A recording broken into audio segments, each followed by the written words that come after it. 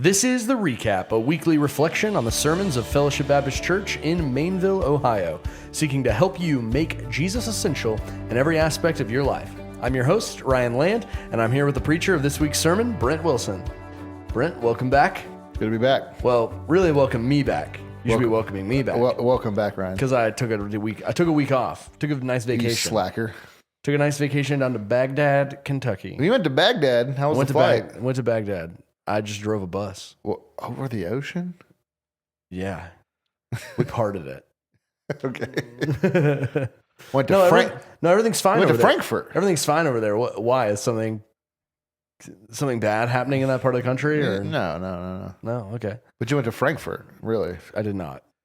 It's close to Frankfurt. I did not even get close to Frankfurt. You were close to Frankfurt. But we didn't come from the other. Frankfurt's on the other side of Baghdad. Yeah, but you're close to it. Right, but it's like I didn't get. Yeah. I was just trying to make a Germany connection, like Frankfurt. Oh, yeah. And then there's like Dublin, Ohio. Oh, yeah. There's also like Sparta, Kentucky, I think. Is there? Yeah. Oh, okay. It's on a sign. Warsaw. Versailles. That's funny. It is. I do poke fun at Darcy sometimes. It's like Kentuckians aren't creative enough to come up with their own city names, that they just use European city names and then just mispronounce them as their names. So But yeah, we were at camp. It was fun. It was hot, and no one went to the hospital. So that's really all you can ask for. Yeah, is no one going to the hospital. So what'd you do when I was gone? Nothing? I went to the lake. No, I was actually back. Oh, you were back when I did that. Because you took your daughter that I had. That's true. At camp. Yeah, I just had a normal week. Yeah. Preached a sermon. I did. Did a podcast without me. Yep. Didn't listen. Did y'all talk about swoon theory? Swoon theory? Yeah. About how Jesus didn't die on the cross. He just like fainted. Oh, I think we did. Oh, okay. I did in the sermon. Descended into hell? Yeah. I didn't listen to the sermon either. Man. You think you know somebody. Yikes. You want me to go back and listen? No, I'm just kidding. When you're not here and I preach, do you listen to my sermon? Every time. Sometimes on 2 times speed, but I still listen. Man, I don't know how you understand me on 2 times. I feel like I preach on 2 times speed. Me too. I'm like, sorry, y'all. I wrote 5,000 words. We got to go. We got to move. Well, hey, let's talk about the resurrection. Feel good? I always like talking about the resurrection. Me too. I feel like we talk about it probably at least every week. Probably. It feels pretty central. It's a big deal. Also, it's pretty central to the Apostles' Creed. Like literally, it's like in the middle. The middle. So I wonder if that's on purpose or not. What do you think? Is it actually in the middle? I don't know if it's the middle, but I mean, it's very close to the middle. Yeah. Like line-wise. I don't know if I would say. I don't want to read into it too much, but it is interesting that it's and it's flanked by a descension and an ascension. So that's kind of interesting. It's like descended to hell, resurrected, ascended to heaven. Mm-hmm. So anyway, just interesting stuff about the Apostles' Creed. Fun facts. You want to do an icebreaker question? Yeah. No, I feel the tension. You do? Yeah, we got to break the ice. Oh. Like we're standing on it. Did you ever play Don't Break the Ice? Of course. With my kids recently. Oh, really? Yeah. They still have that game? Oh, yeah. Feels old. Feels like a game they stopped printing in 2002. Man. That's a classic. Yeah. Now they have stuff like Yeti and My Spaghetti or whatever. I don't know anything about that. It's in the youth room. You don't know about Yeti and My Spaghetti? No, I'm not. I've literally never played it. It's in the youth room. I don't even know how to play or what it is, but you got Yeti in your spaghetti. I played that game where you throw burritos at each other. Throw a burrito. Yeah. There's also one about like a guacamole or something. Yeah. You throw a guacamole. There's also one about exploding cats. Exploding Kittens is a great game. But we're not here to talk about board games and card games, even though I could for an hour. We're here to talk about the Apostles' Creed and Jesus on the third day he rose again from the dead. For me. I'll break the I'm doing the opposite of the game. Okay. I'm going to lose the game. Okay. Because I am going to break the ice. But I also feel bad because you kind of already gave me your answer in the sermon. Oh. So I'm going to make you come up with another one. Okay. What's the question? You talked about, and we're going to talk about why, but you talked about the resurrection being this disruption. Yeah. So it's like, I was going to ask you, what's a memorable disruption in your life? Also, this was fascinating. Me and Nathan were looking up the etymology of like rupt. That's unsurprising. Like rupture. Yeah. It's just like all the words it shows up in. Erupt, interrupt, disrupt. So anyway, it was just interesting. So, but what's like been a noticeable or happy or whatever, memorable disruption in your life? Well, Ember, our fourth child. I was about Fourth to child. say, not third. That's Lewin. Was a surprise. So she was a little bit of a disruption. Eli came to us a different way. We got a phone call and shows up, and so that's a disruption. Yeah, you were at the Gospel Coalition. I was. So in some ways, kids can be that way. But I think about breaking my arm when I was a kid. Oh yeah, never did that. And it kind of disrupted some sports plans. How'd you break your arm? Sledding.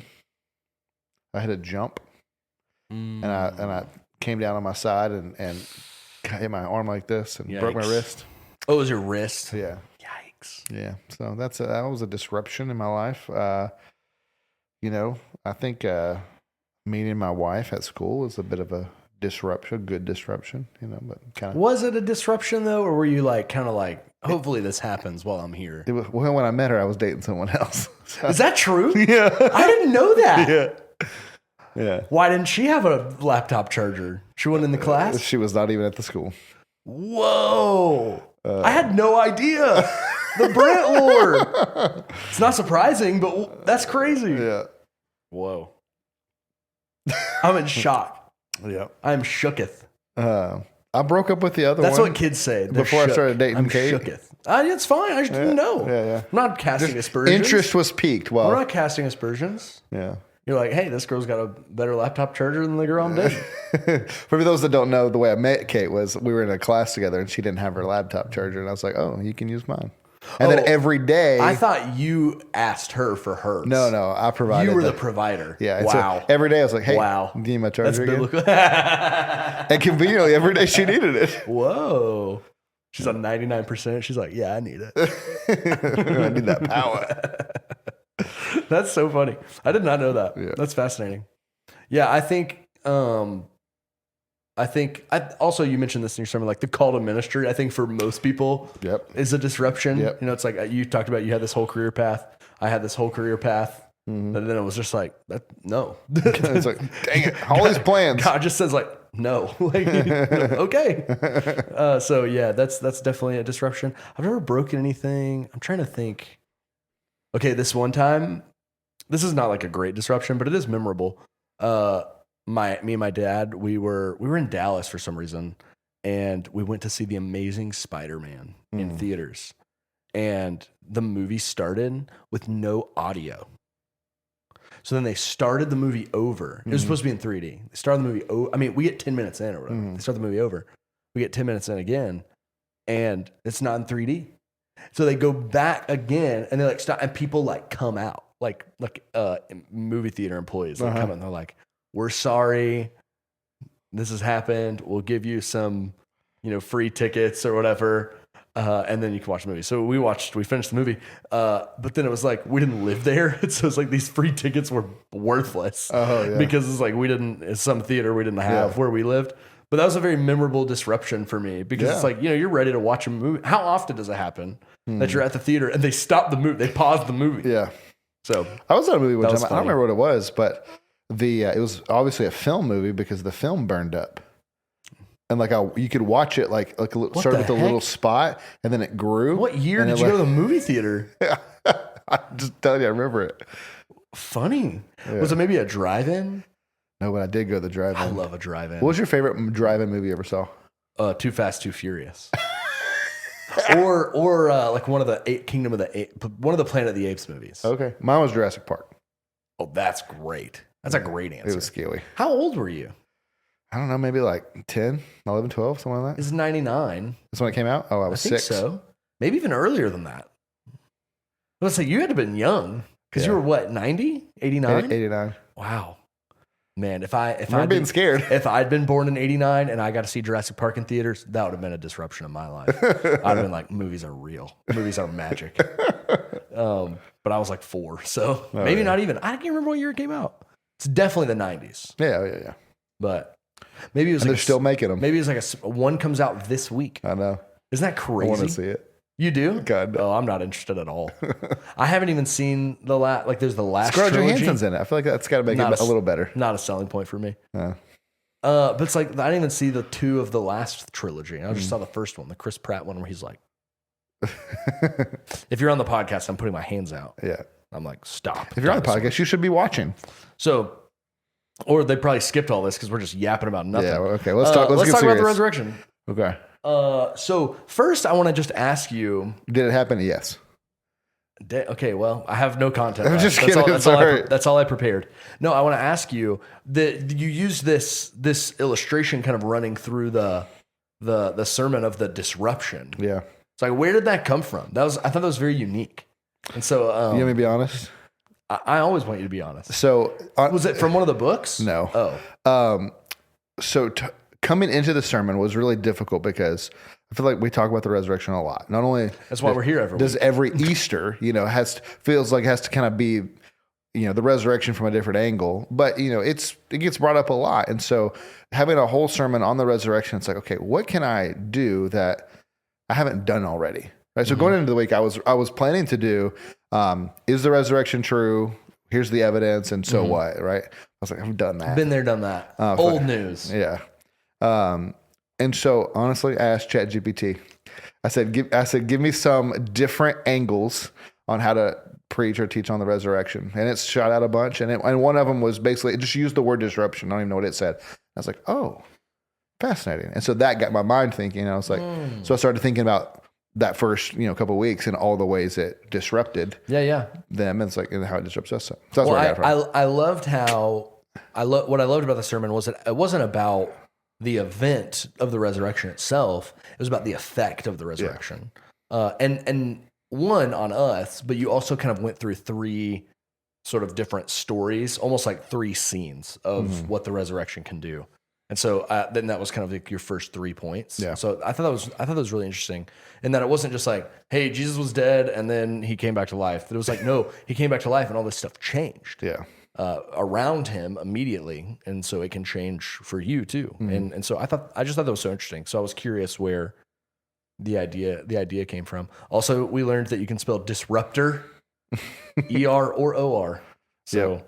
So don't correct anyone like me and say it's OR to only be incorrect that it's OR. Yeah, it's actually both are correct.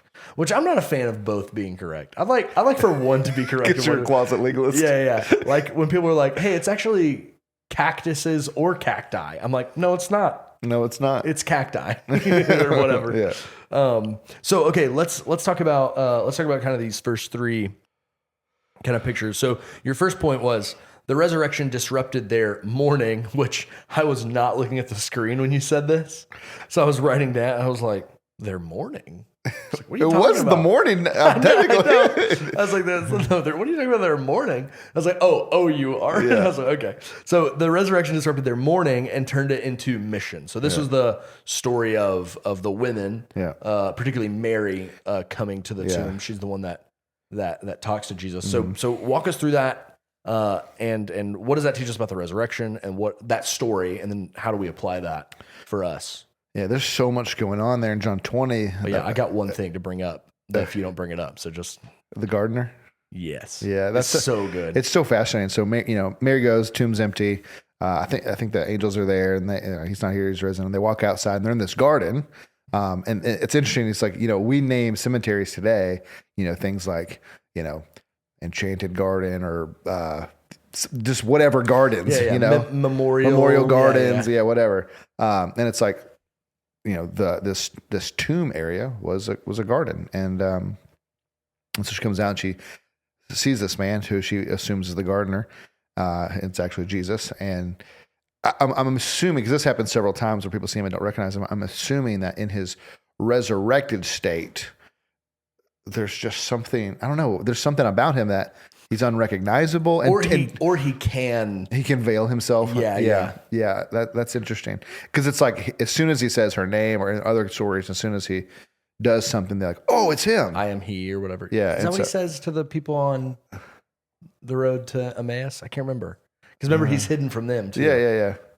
And then he teleports away. And then they sit down to eat, and he's like, "Hey, it's me." And they're like, "Whoa!" And he says, "See ya." And he disappears. Yeah. So I don't know what I wasn't even going this way. Yeah, I don't know what that's about. But then so the gardener thing is so interesting. Yeah. Because the Bible starts with a garden, and then because of the curse brings death. And now Jesus, who's reversing the curse, has taken us back to the garden. And you have a man and a woman in the garden. Yeah. The woman's sin leading to death. Yeah. Now you have the man and the woman in the garden. The man's triumph leading to life for all. Yeah. So the picture of this second garden, but Mary is so good. Mary's interesting. There is all of this speculation about her past. Mm-hmm. A lot of people think even the Chosen portrays her as being demon possessed, but the Bible doesn't say that. And so I'm not 100% sure where all that comes from, but obviously she's got, it seems some sort of difficult past, maybe. And so now she's been following Jesus. Her life's going in a great direction. And then his death, also disrupts everything. What in the world are we going to do? And so now they've got all these plans. They're mourning. They're trying to figure out what they're going to do. And Jesus disrupts that, right? And then sends her. He doesn't let her cling to him, right? And it's not that he can't be touched because he lets Thomas touch him later. And so he's like, hey, it ain't time for that. You've got something to do. And so take all this brokenness, take all this sadness, all this grief, and we're not going to sit in it. We're going to actually, you're going to go do something. And so sends her to be and I just think it's fascinating that the women were the first evangelists. So they go proclaim the resurrection to the disciples. And so I think the idea for me there is a lot of times for us, whether we walked through a difficult season or something bad happened to us, or we went through a season of rebellion, it could be tons of different kinds of things. It could have happened to us, or we could have done the bad thing, whatever.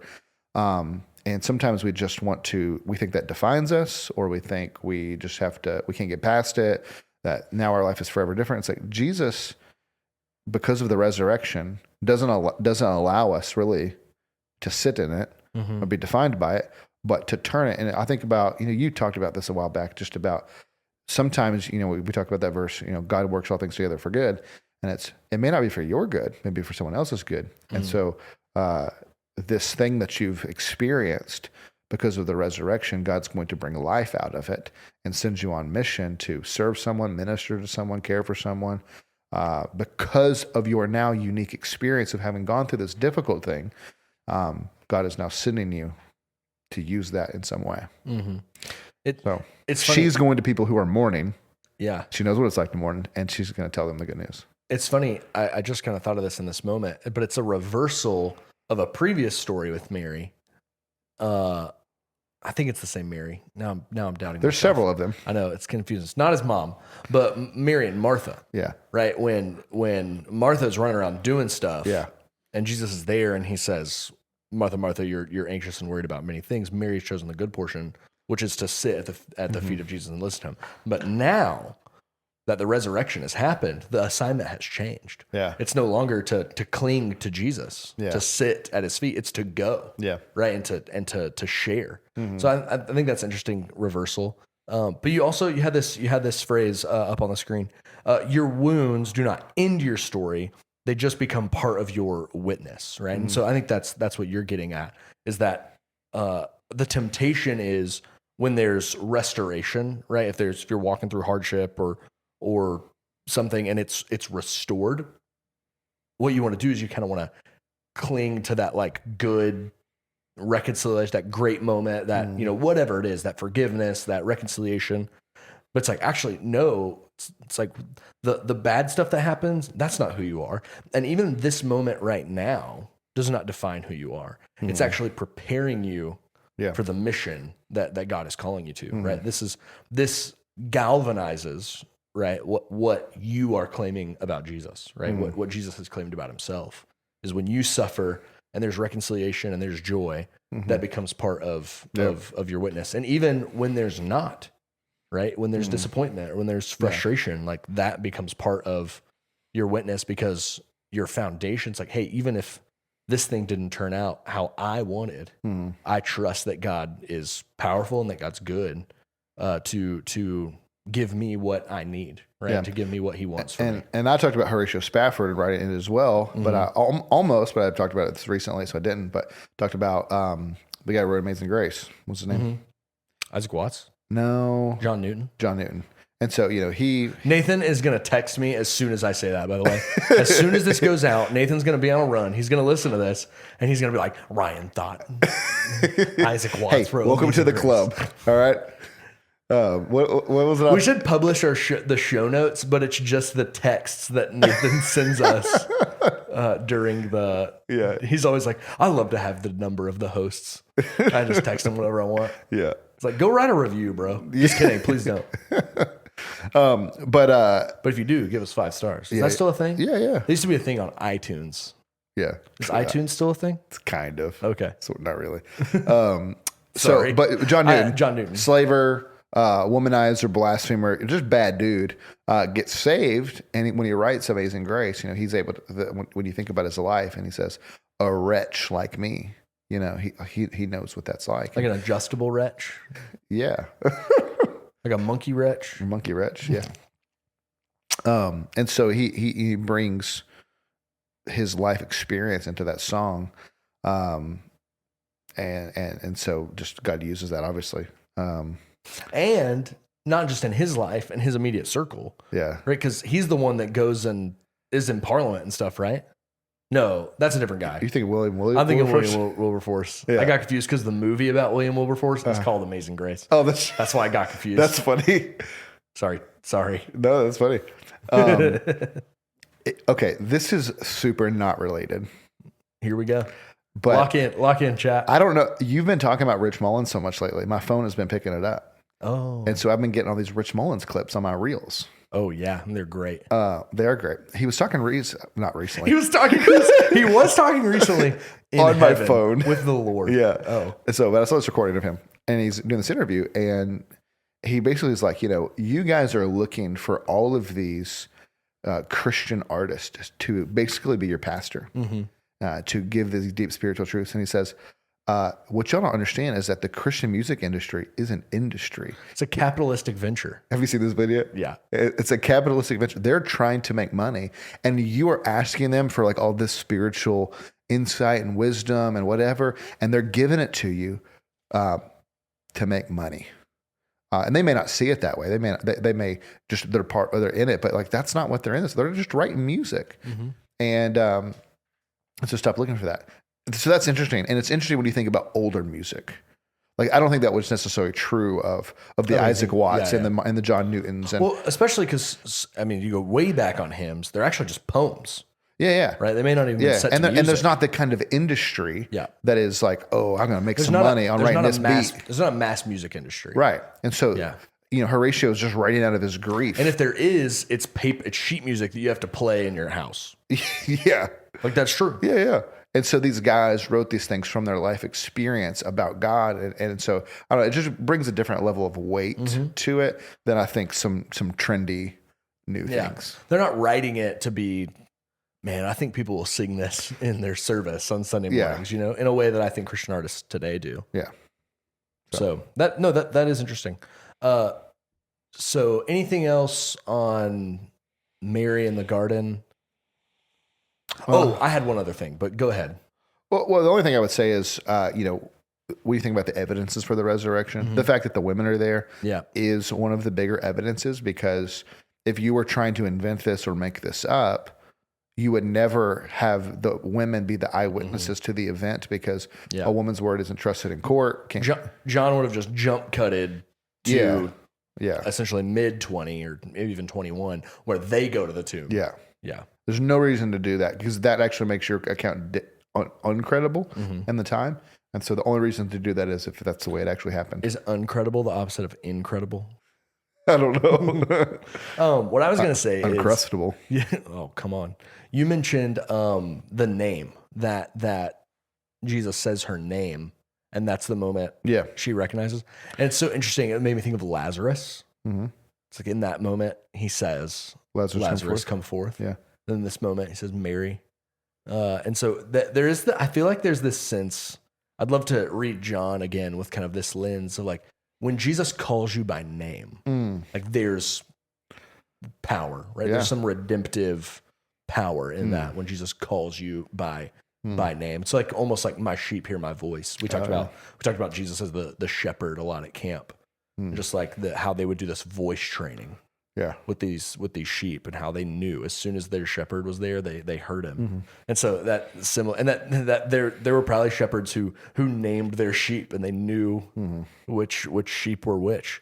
And so just interesting to think back on other stories where Jesus is calling people by name and that having an effect. Yeah. And so just thinking about how when Jesus calls us by name, how that has an effect on us. Just interesting. Yeah. So next, the resurrection disrupted their doubts and turned it into conviction. This is the story of Thomas, Saint Thomas. How about that? Yeah. Instead of doubting Thomas. Yeah. So talk about that story. Why that's important to the understanding the resurrection and understanding how it affects us. Yeah. I think we struggle with doubt, and we struggle with having the doubts. So we both struggle with doubts and then struggle with the reality that we have doubts. And just want to say, like, you're not alone in that. An apostle had some doubts. Yeah. King David had some doubts about the promises of God and God coming through for him and all these things, and a lot of struggling and doubts in the Bible. And so it's like you're in good company when you do that, and Jesus doesn't respond harshly. I think that's important to see, that he actually does give Thomas what he needs. Yeah, he gives him the evidence that he wants. Yeah. And he makes him wait a little bit. I think thinking about that week is fascinating. Like thinking about the other disciples trying to convince him and the arguments that they're having. Like, no, Thomas, we really saw, you've got to believe us. And like, no. And it's interesting. I think that's, if you've watched The Chosen, I think that's what they're trying to set up with, Thomas in the show has this girlfriend, and she gets killed. And I think when Jesus raises from the dead, he's going to be like, he can't believe it, because if that were true, he would have raised his girlfriend or whatever. Yeah. His betrothed. I guess they didn't have girlfriends back then. Yeah. They kissed dating goodbye. But for whatever reason, Thomas is having this doubt, and Jesus compassionately shows him, gives him the evidence, all these things. But he does make this interesting thing about, you believe because you've seen. Blessed are those who believe and haven't seen. And I don't know necessarily what that means. But I do think that Jesus is giving us all that we need to believe. I almost imagine it was The Chosen. It's like Jesus is looking down the barrel of the camera here. It's like he's breaking the fourth wall. He's talking to Thomas, and he's like, You believe because you have seen. And it's like he looks at you, the reader. Oh, yeah. Right? And it's like, but blessed are those who believe and have not seen. That's true. It's some assurance to you, the reader. Yeah. That you can trust, that you can have faith. Yeah. That's how I've always imagined it. Yeah, I like that. It's like he's talking to me. Yeah. He's talking to those. And it didn't seem like that in the moment, but John wrote it. And it's for those who are going to, John, I'm sure, thought, for those who are going to read this, some assurance will come from this promise of Jesus. And I do think it's interesting, we may say, man, I'll believe if Jesus shows up and lets me see the scars in his hands. But I do believe that we have all of the evidence we need. We have sufficient evidence. Yeah. And even you as an individual out there feeling like you need something, I think Jesus is providing it if your eyes are open to see it. That's the other interesting part, that Thomas was willing for his mind to be changed. I think a lot of times people, the evidence is overwhelming and it's smacking them in the face. Yeah. And they're still unwilling. And so I think that there's something else going on there in their heart, but that there is enough evidence. This is interesting. When we think about proving the existence of God, two things are true. We cannot prove the existence of God, and you cannot prove that he doesn't exist. Right. But there is evidence in the sense that when you go to court, right, you're trying to bring a conviction or innocence. Right. You actually can't, usually in a court case, you can't prove. No, but you can prove beyond a shadow of a doubt. Yeah. Right. Beyond a reasonable doubt. You can prove, a proof in the mathematical sense, right? You can actually write this formula, and it is objective. It works every time. Yeah. And so we're not. You can't do that one way or the other, but you can provide a amount of evidence that is a lot of evidence. And as you intake all of the evidence, it's like, oh, this is beyond the shadow of a doubt. This is true. And so I think in that sense, when you just taking the resurrection and you look at all the evidence and it's like, there's no reason to doubt this happened. And so I think, so on the one hand, I think we have all that, but then this idea that we turn that down into conviction, I do think sometimes we are afraid of answers. No, I think that's certainly true. About many things in our life. And we sometimes sit in the doubt, the fear, the worry, the anxiety, whatever, and we're unwilling to face the answer because we're afraid of what it is. We're not going to like what it is, whatever. And so it's more comfortable. I mean, it sucks to be in the unknown or in the doubt, the fear, whatever. But it's like the evil we know. Yeah. The devil we know. And I think just when you look at Thomas and he's willing to have his mind changed, he's willing to face the truth, he's willing to face it, and then he turns that down into conviction immediately. He looks at Jesus and says, "My Lord and my God." And so I just think for us, it's like we've got to be willing to see truth and change our minds and embrace it on many levels in our life. Yeah. Well, I think particularly, there's been a big stigma in the past kind of against doubt. Yeah. And I think it's been kind of demonized. But I think the pendulum has swung, or at least is beginning to swing, at least in some sense, into this like doubt, lack of assurance is actually more spiritual or more genuine than conviction. I think that's very. I think about Derek Webb, who used to be the lead singer. He kind of lives in that like. Like I know God's out there, but it's prideful to say that know exactly who he is or what he approves of or whatever, and so there's you talk about being willing and open to answers. I think sometimes our mind go to like the stalwart like atheist who's like, I don't care if God came down with a golden scroll with my name on it. I wouldn't believe. I think we tend to think of that. But I also think there's this like sort of like spiritual, like guru almost sort of mentality that seems more attractive, but it's just as opposed to answers as the stalwart atheists, right? Yeah. And so it's like I think there's like we don't want to wallow in our doubts and beat ourselves up over our doubts and think God is mad at us over our doubts. But we also don't want to like romanticize them and things like, no, actually doubt's good. Doubts, it's like, how can we ever be sure about who God is? Or it's like, well, because he told us, that's how we can be sure about it, Yeah. And so there's just like, there's two ditches, and so we shouldn't be scared of our doubts. But we also don't want to romanticize them. And it's like, I do think, and I tell students this, doubt is the first step in greater knowledge, right? When you have a question, and then you got to go answer it. Yeah. It's like, why did Jesus do this? Or why does God say this? Or why does God act this way or do that thing? It's a good point. I think that's a profound thought there. And I think when you talk about finding those answers, you always appreciate the answer when you did the hard work to figure it out. Yep. Right. You see that in little things like you're learning a new skill. Right. And you go and you kind of, oh man, I made this thing or whatever. Right. But even more so when you go through a trial and you've learned wisdom on the other side of it. Now, someone else may have told you that wisdom, but you didn't really buy it. But now you've gone through and you're like, oh crap, they were right all along. So at camp, we talked about David and Goliath. Yep. And he talked about the snake skin or the scaled armor and crushing his head and all that stuff. We talked about the Garden of Eden.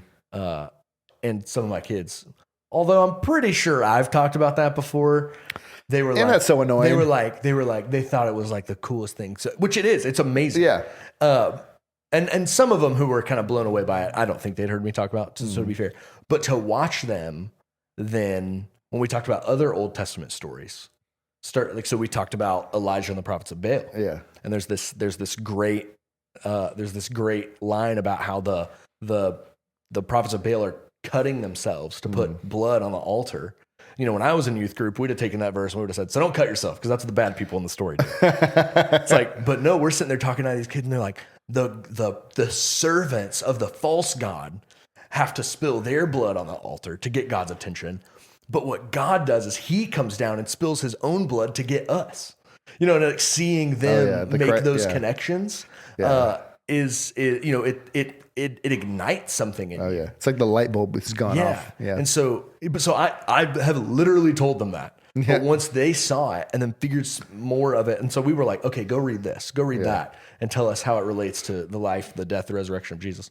And they would do it. And so it's when what you're saying is exactly right. Even when it comes to the Bible, when you figure something out yourself, it's like it's like it's gas in your tank to keep going, to keep pressing. And so that's what doubt should be. Doubt and questions lead us to discovery, which then lead us to deeper understanding, deeper love, deeper desire.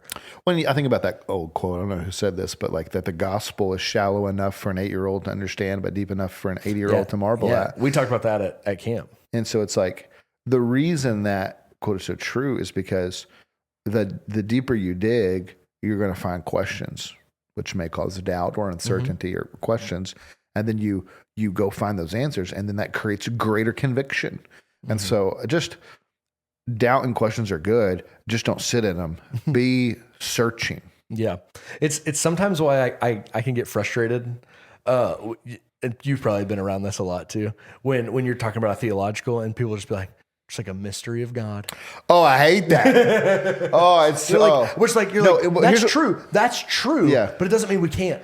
Yeah. Think about it or try to figure it out or search the scriptures, This one really gets me. It's similar. They'll say, well, that one doesn't really matter. So we don't worry about it. It's like it doesn't change anything practically. Yeah. It's like something about the Trinity or something. It's like, well, if it's been revealed in the scriptures, God, like sometimes people think, well, that's too mysterious for us to understand. It's like, no, God revealed it to us to understand it. There are secret things he didn't write down, and those are not for us to know. But he wrote them down. That means we can know it. Yeah. So stop copping out. For sure. And doesn't matter. And I get the sense. It's like, doesn't matter for us to have unity, right? Or for us to have salvation. Or it may not change my life dramatically tomorrow, right? But I can at least know the thing. Right. I think, and I tried to explain this at camp is like, when we were talking about all this stuff, is like the scriptures. It's like, don't think about it like homework. Think about it like a quest. Oh yeah. I was like, maybe this is too nerdy for some of y'all. I was like, but it's a it's a quest for a prize. Like there's a treasure at the end. And so go on the quest, and there's going to be hardships, and there's going to be confusing times and scary times, but it's like, go on the quest. Yeah. Even if it's for some random thing about the Trinity, right? Or like we talked about a couple of weeks ago, like I don't know that we ever talked like the economic Trinity versus the ontological Trinity and all that. So it's like, that's all, it's just like, it's who God is. So it's just fun to think about, and it ignites your passions for learning about God, studying the things of God. And so, but that all starts with questions. And I do think it's interesting. Sometimes I see people who are not asking questions and digging deeper, and they seem so stagnant in the faith. Yeah. And I see some people who might be newer in the faith or whatever, but they've begun to read books and ask questions and dig deeper, and they're just thrilled. Oh yeah. Right. And they're like, I've got to know more. And then there's this insatiable hunger because it's like, God is so much bigger and vaster and more mysterious than I've ever thought. I've got to figure these things out. Yeah. And so it's like the questions and maybe the doubts actually lead to greater conviction. Well, and that's how there's this quote in a book I'm listening to. I stopped. I'm bad at audiobooks. I just can't intake the information. But he talks about, I'm just disproving that because I'm about to quote it. But he says he's a pastor, and he had a guy come up to him and say, I've been a Christian for 22 years, but I am not a 22-year-old Christian. I've been a 1-year-old Christian 22 times. And just that that he didn't have this sense of going deeper, learning more, being more obedient, being more faithful. And so I think part of that journey of maturing in your faith, maturing spiritually, is to go and ask questions and then go find the answers. Don't be content with, the status quo of what it's like, hey, I'm saved, so I'm good. I don't really gotta. It's like you misunderstand the nature of your salvation if you're like, all right, I'm saved, checkbox, let's move on. That's not what Thomas does. Right? He's not. He goes and preaches the gospel and eventually gets martyred for this thing he actually didn't even believe 3 years ago or whatever. Yeah. I don't know if this is true. Church tradition tells us he made it all the way to India. Yeah. So I'm not sure I believe that, but that is what some he at least went out. That is what some historians say. Yeah, but he didn't stay in Jerusalem. That's no one disputes that. Yeah. So then you moved on to, gosh, this may be like top 3 stories of the Bible, by the way. The resurrection disrupted their failure and turned it into restoration, which is the story of Peter at the fire, and after the fishing. And what does that teach us about the resurrection, about ourselves? There's so many things in that story that are interesting, and it's not just a fire, but it's a charcoal fire, and so that aroma of that, and I do think it's so interesting that the whole picture is like we've gone back in time. Oh, they couldn't, like, there's no defeat greater than what's happening. It's like in a movie where it's like, I think this may happen in The Incredibles, which we talked about Incredible earlier. And so that's what this but he kind of becomes the superhero again, and then something happens and he kind of has to just go back home and be like regular Joe Schmo again. And it's so depressing. Yeah. That's like, you got this taste of this greater life. And now you have to go back to that's interesting because there's these, in my mind, there are these 2 parallel things happening at the same time. On the one hand, it's like they don't know what to do, so they're reverting back to their base instincts. They're going fishing. Yeah. On the other hand, it's this picture of Jesus is saying, I've rewound history. This is exactly right. Peter thinks, what else do I have to do? I'll just go back to my old life. Yeah. But what Jesus is doing is exactly what you're saying. Keep going. Yeah, he's saying, listen, all the mistakes you've made, we're just rewinding and we're going to start over. And he gives them the same command eventually. That he gives. So good. I've never noticed that. Follow me. Yes. When you pointed that, I wanted to stand up and clap. That's amazing. And the same fish miracle, right? And he says, hey, I'm going to make you fishers of men. And now he's about to send them off to be fishers of men. Peter, Peter is just the over the top guy. Don't just wash my feet, wash all of me. Right. I can't remember exactly how he says it, but basically he's like, Jesus, I will not deny you. I'll never deny. I give my life for you, basically. And he does not believe that he's going to deny him 3 times that night. Nathan, I wish Nathan was here because he was pointing out to me, we're in John and D groups, when Jesus is getting arrested and he's being taken off. I think it's John who is John and Peter both following him. And John gets into this place where he's not he couldn't get into because he knows something. It was like one of the guards who arrests Jesus. It's like knows John or whatever. And so gets John in, who also gets Peter in. And so it's like this guard who just watched Peter cut the dude's ear off. He's like, he goes to the door to get John and Peter. And he's like, you're with him, right? And so for Peter to say no is doubly absurd because it's like, dude, I literally was there when you cut the dude's ear. I just saw you with him. What do you mean you don't? And so Peter has something has happened to him and so this is not just like a rando person. Yeah. I'm denying you. He is disavowing. I don't know anything about this. Right. And so Peter now, it's the most cowardly thing. You could do. Yeah. Right. It's like, he is just trying to, he's kind of, this is interesting. I've never thought about this. He's just kind of doing what Pilate does. He's just trying to wash his hands of it and be done. Yeah.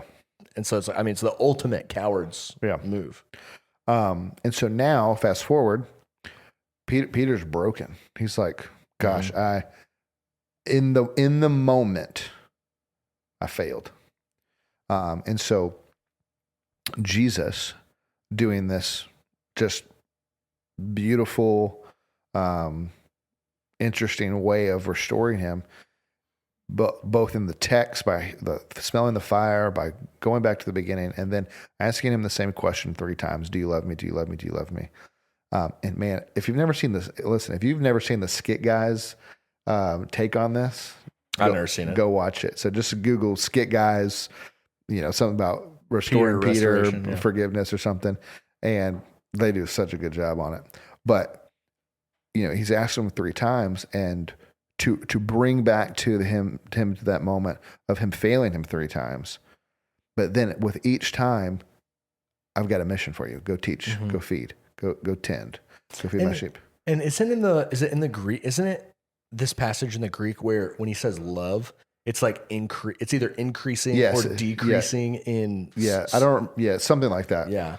So the word's different. Yeah, it's not always. It's like, but it ends in agape. Agape. So do you phileo me? Do you? Yeah. I think it's just phileo, and then agape. Something like that. Yeah. And the third time, he's making this point because the third time he asks him, Peter was grieved, right? And so, for Jesus to do all those things and to say, the mission hasn't changed, your role hasn't changed. Follow me.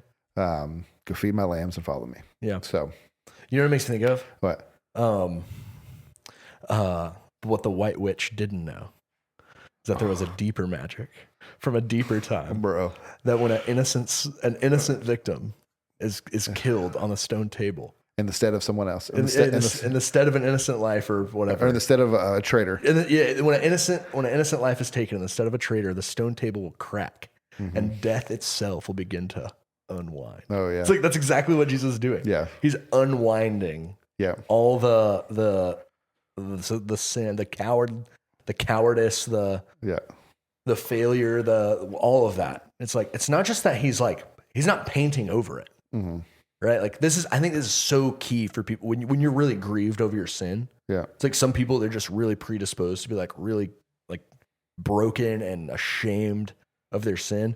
And it's because I think sometimes we think Jesus just puts like another coat of paint over it. But at any moment, like someone could just come up and scratch the paint. So, and see still there and see the coat under. It's like, that's not what happens. Yeah. It's like he undoes it, right? Yeah. He unwinds it. It's like putting that VH player in that rewinder. Be kind. Be kind, rewind. It's like if we played this for my students, they'd be like, the what? Yeah. It's like, it doesn't just start back at the beginning when you actually, they don't even understand that because they just do streaming. I was thinking like a DVD, you just put it in, it starts at the beginning. Yeah. It goes to the menu. Remember DVD menus? Yeah. Remember the DVD extras? Man, that's what kids today love. DVD extras. But the point there being, for us, in our failures again and again and again, year after year, the resurrection means they're always undone. And we are restored again and again and again. And our purpose and our mission never change. Which leads to the very last point. The resurrection disrupted their lives, and a little Hamilton reference here. Turn the world upside down. The world turned upside down. So that direct result of their mission, right? So how does that affect? One, how did that affect the resurrection disrupting just the world there? Well, when you think about when you think about like the starting of Christianity, it starts different than any other religion because it comes out of a religion, and every other religion kind of starts with a whole people group, and they kind of slowly develop some belief system, and it kind of comes from the top down or whatever, and they all kind of very similar. Christianity explodes out of nowhere. You go from 12 guys to like 100 something to 3,000, and then to literally turning the world upside down, traveling Jerusalem, Judea, Samaria, the ends of the earth, going all over the place. And it changing people's lives and people believing it, people being killed for it, not caring, right? Going to their graves for it and literally taking off. And so it's just, there's no other religion we mark time by. Well, and you just think like, and I love that we have now changed. Like we can't wait. It's not AD and BC. But we didn't even change it. We just added a letter. Yeah, BCE. It's the common era. Yeah. Come on, bro. And so just marking time by it, and how it's just changed the world. Well, so I was listening to a podcast recently, kind of about church history, and it was talking about this moment when Emperor Constantine. So Edict of Milan is like 360s, I think. I can't remember. My church history professor would be so disappointed in me. Sorry, Dr. Presley. But it's like it's the 300s, I think. And so it's like you've gone from 12 people to the emperor of the most influential, powerful empire in the world believing this. But not just that he believed this like kind of like in a vacuum. But it's like there's this amazing scene where that a historian's written about where Emperor Constantine comes into this room of all these Christian bishops. Some of them don't have, like, they're missing eyes, they're missing hands because they've been martyred or because they've been punished for preaching. And Constantine comes in and asks them, may I sit? Oh, wow. And so all these people who, I mean, within his lifetime, the emperor's lifetime, they've been killing people and maiming people for preaching the gospel. He is now coming in, and the emperor is showing deference to them. Yeah. Can I sit and learn from you? And it's just like, that's just unheard of in world history. Right. For any movement, religious or non-religious, to go from 12 people to to have the force of the most powerful military political empire on the face of the earth behind it in 3 generations. Just unheard of. Yeah. So, but that's all because of the mission that Jesus gives to Mary and gives to Peter and gives to Thomas.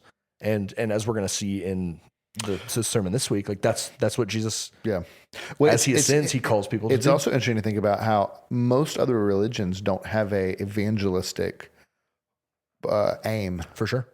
You don't see Hindus trying to do evangelism and convince other people to be Hindu. Like knock on your door. Yeah. Like have you heard of our Lord and Savior Krishna? Vishnu? Vishnu. And even the Jews didn't have that mandate. They were supposed to be a light to the nations. Come and see. Oh yeah. Right. That's like the great, sort of reversal of the Old Testament to the New. It's you guys won't come and see. We'll take it to you. Yeah. New Testament is we're taking it to you. Yeah. And so it kind of begs the question: why don't they? Yeah. If their belief systems are so true, why not try to convince everyone? And why was Christianity so effective? And I think secular historians have tried to answer that question. But I don't know that there's an adequate historical. Maybe there's not an earthly answer. That's what I mean. It's the power of the Spirit. That's what. Yeah, that's what it's like. I don't know that there's an adequate. I mean, my mind immediately goes to, from an earthly perspective, like the lack of like the evangelistic arm is not from a military. It's not forced, right? They're watching people lift up the poor. They're watching the poor be changed. They're watching people die for this. They're like they're hearing a message of hope and grace and mercy and all these sorts of things. And like you have people like Peter, right? That you talk about this as a great apologetic, right? It's like it's not like these were like great dudes and they were like super spiritual and super faithful and super obedient, and then Jesus died and was resurrected and nothing really changed. It's like, no, the picture of who they are before, the picture of the apostles in the 4 Gospels and the picture of the apostles in Acts, it's totally like they're two different characters. Like if this would be such a fascinating thing is to like read the book of Acts, but change like Peter's name. It's like, it would probably feel fine because he feels so alien to the resurrected. It's almost like he was born again. Yeah. You're saying I must go back in my mother's womb? That's a different guy. And so that I think that is just this whole idea, I think, is a great apologetic to the power of Jesus and the power of Christian, or the goodness of Christianity, is to say, look, and there's other like secular historical books about like how the morality of the world changed. Oh yeah. Like how women, the thoughts about women and the thoughts about sexuality and children and all these things changed because of Christianity. You know, it'd be so interesting. You remember the show, The Man in the High Tower? Oh, and it was like, what if? Yeah, the alternate history if the Axis powers won World War II. Yeah, it'd be interesting if Christianity never came to be. Yeah, what would happen to slavery? Or like sick people. What do you mean? So the Black Plague. Oh yeah. Well, like that's when Christians invented hospitals during the plagues. Yeah. I see what you're saying. So it's like, what happens? Yeah, and even we'll like put them in pits. I don't know. Like so much science came from Galileo and Newton and all these guys. Like it was their belief in a God who made an ordered universe that led them to say, oh, we can then figure it out. And so just the music that wouldn't exist and the art that wouldn't exist. Oh yeah, it's actually heartbreaking to think about. It is interesting how I don't want this show. Too depressing, actually. I don't want this show. Well, and I don't think we realize how much has changed because of Christianity and the values and the worldview. And I've had this thought for a long time. This interesting thing about like we take God's stuff and use it for granted. Like I remember taking my dad's tools and losing them, right? And my dad, where are my tools at? Well, I don't know. And it's like we take God's stuff, we take His morality, we take His beauty, all these things, and we use them for our own means and own gain, and don't give Him credit, or even use those things as a means to argue against Him, right? Yeah. Like I even think we were talking.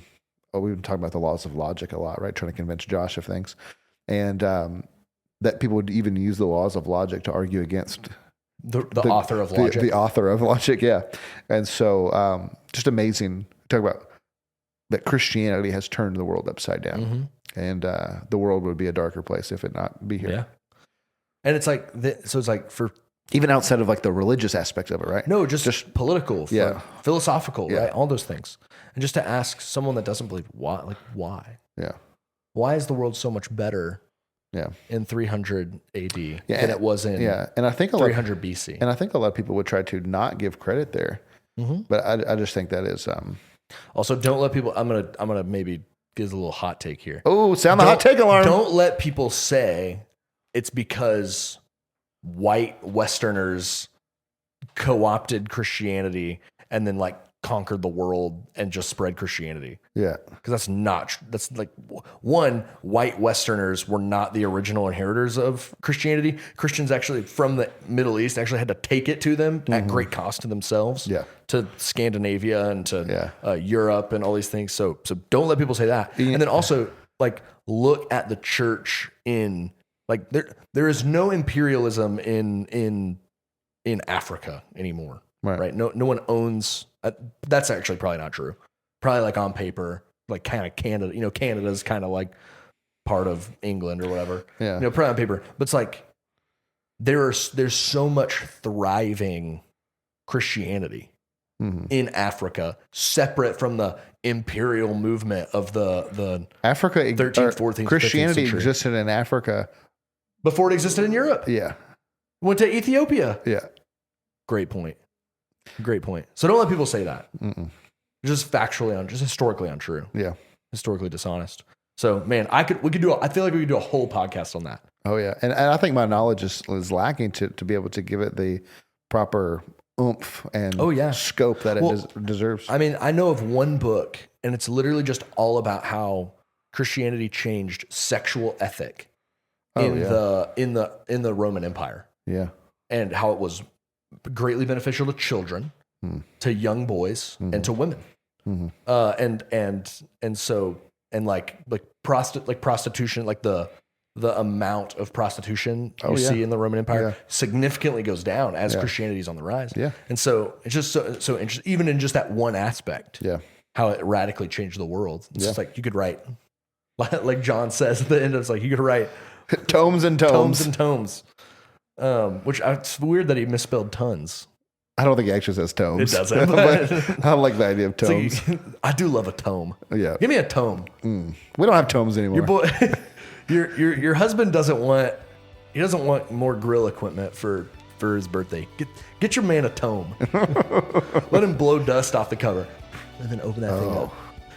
All right. Anything else to say about the resurrection? Nope. All right. Well, thanks for joining us for the recap. And we hope this conversation has encouraged you to keep striving to make Jesus essential in every aspect of your life. If you aren't part of our church family, we'd love to meet you on a Sunday morning.